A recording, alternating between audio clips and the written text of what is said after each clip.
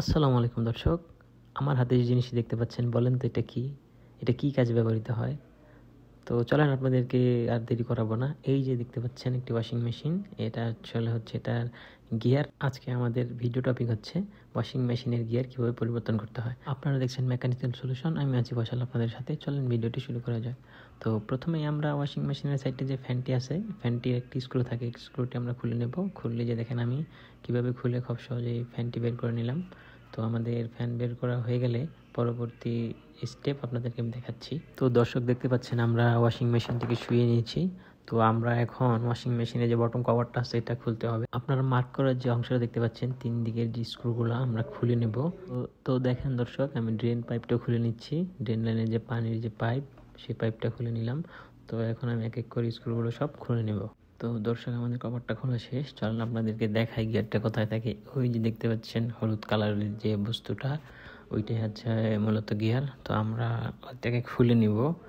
তো খুলে নতুন আরেকটা আমি ইনস্টল করে দেবো। তো দেখেন আমি যে নাটটা খুলে নিচ্ছি, এটা আসলে পুলির নাট। ওই যে পুলিটা আমি খুলে নিলাম। প্রথমে পুলিটা খুলে নিতে হবে, তারপরে এটা 6টা স্ক্রু আছে।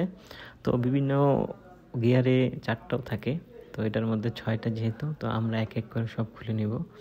তো আমি খুলতে থাকি। তো প্রিয় দর্শক, আপনারা যদি আমাদের চ্যানেলটিকে সাবস্ক্রাইব না করে থাকেন তো অবশ্যই চ্যানেলটিকে সাবস্ক্রাইব করবেন এবং আপনাদের সেমি অটোমেটিক ওয়াশিং মেশিনের যাবতীয় সমস্যার জন্য কমেন্ট করতে পারেন। আমরা আশা করি আপনাদের সেই সমস্যার সমাধান নিয়ে আমরা ভিডিও তৈরি করব। তো দর্শক আমাদের স্ক্রু খোলা শেষ। তো এই যে দেখেন যে হলুদ বস্তুটি, এটা আসলে গিয়ার। এটা আমরা এখন খুলে নেব।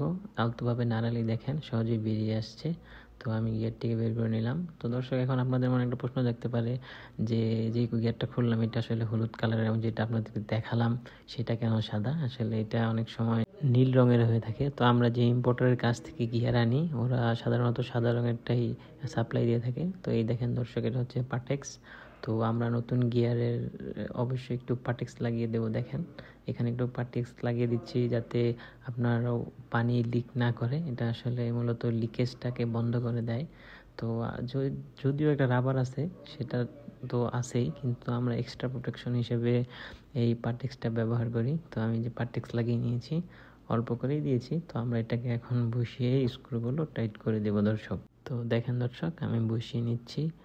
তো এখানে যেহেতু আপনার গার্ড আছে 6টা স্ক্রু বসার, ওখানে আমরা বসিয়ে দিয়েছি। এখন দেখেন স্ক্রুগুলোকে টাইট করে নিলেই হয়ে যাবে। তো অবশ্যই আমরা এই কাজটা একটু তাড়াতাড়ি করবো যাতে পার্টেক্সটা শুকিয়ে যাওয়ার আগে আমরা স্ক্রুগুলো টাইট দিয়ে দিতে পারি। তাহলে হবে কি, আপনার যদি পার্টেক্স শুকিয়ে যায় সেক্ষেত্রে পানি লিকেজ করার একটা সম্ভাবনা থাকে। তো আমরা একটু খুব তাড়াতাড়ি করি পার্টেক্সটা দেওয়ার পর। তো আমি খুব তাড়াতাড়ি অল্প সময়ের মধ্যেই স্ক্রু 6টা টাইট করে দেবো। তো দর্শক আমাদের স্ক্রু টাইট করা শেষ। তো এই যে পুলিটা দেখতে পাচ্ছেন, এটাকে আমরা বসিয়ে দেব এবং বসিয়ে যে নাট আছে, বোল্ট আছে, ওটা আমরা টাইট করে নেব দর্শক। তো দেখতেই থাকুন। এখানে অবশ্যই খেয়াল রাখতে হবে, আমরা যে বোল্টটা টাইট দেবো এটা খুব ভালোভাবে টাইট করে নিতে হবে, নইলে কিন্তু এটা একটা সময় খুলে যেতে পারে। তো এখানে একটা স্প্রিং ওয়াশার আছে, সেটা দিয়ে আমরা এটা টাইট করে নেব। তো আমাদের গিয়ার ইনস্টল করার কাজ শেষ। তো আমরা এখন যে বটম কভার বা নিচের কভারটা আছে সেইটার স্ক্রুগুলো ভালো করে লাগিয়ে নেব। 3 পাশে স্ক্রুগুলো দেখেন দর্শক, আমি লাগিয়ে নিচ্ছি। তো আমাদের স্ক্রু লাগানো শেষ। এবার আমরা ফ্যানটা ইনস্টল করে দিব। তো ফ্যানটা বসিয়ে আমরা যে স্ক্রুটা আছে সেটা ভালোভাবে টাইট করে দিব দর্শক। তো দেখতে পাচ্ছেন আমি স্ক্রু টাইট করে নিচ্ছি। আমাদের ফ্যান লাগানোর কাজ শেষ দর্শক। এবার আপনাদেরকে দেখাবো কিভাবে গিয়ার এবং মোটরের মধ্যে যে বেল্ট থাকে সেই বেল্টটি আপনারা বসাবেন। তো আপনারা দেখতে পাচ্ছেন ওই যে এটা হচ্ছে ওয়াশিং মেশিনের মোটর। আর আমি দেখেন কীভাবে বসাচ্ছি। তো বেল্ট বসানোর ক্ষেত্রে অবশ্যই একটা জিনিস খেয়াল রাখবেন, প্রথমে যে মোটরের পুলি আছে সেখানে আপনারা বেল্টটা বসিয়ে নেবেন, তাহলে কিন্তু সুন্দরভাবেই আপনারা বসাতে পারবেন।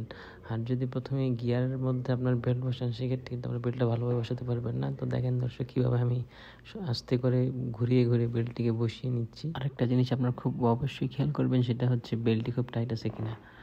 দেখেন দর্শক, আমাদের কাজ হয়ে গেছে। তো আমরা যে মেশিনটা চালাচ্ছি, তো আমরা দেখবো যে ফ্যানটা 2 দিকে ঘুরছে কিনা। তো একদিকে ভালোই ঘুরছে, হ্যাঁ, অপর দিকেও সুন্দর ঘুরছে, তার মানে সব কিছু ঠিক আছে। তাই আমি হাত দিয়ে লোড চেক করে নিচ্ছি। অনেক সময় লোড থাকে না বেল্ট লুজ থাকার কারণে। তো না, এটা সব কিছুই পারফেক্ট আছে। তো দর্শক, আমাদের গিয়ার লাগানোর কাজ শেষ, মেশিনটি এখন রেডি আছে, শুধু আমরা পিছনের কভারটা লাগিয়ে দিলেই সব শেষ। তো দেখা হচ্ছে পরবর্তী কোনো ভিডিওতে, সেই পর্যন্ত সবাই ভালো থাকবেন, সুস্থ থাকবেন, আল্লাহ হাফেজ।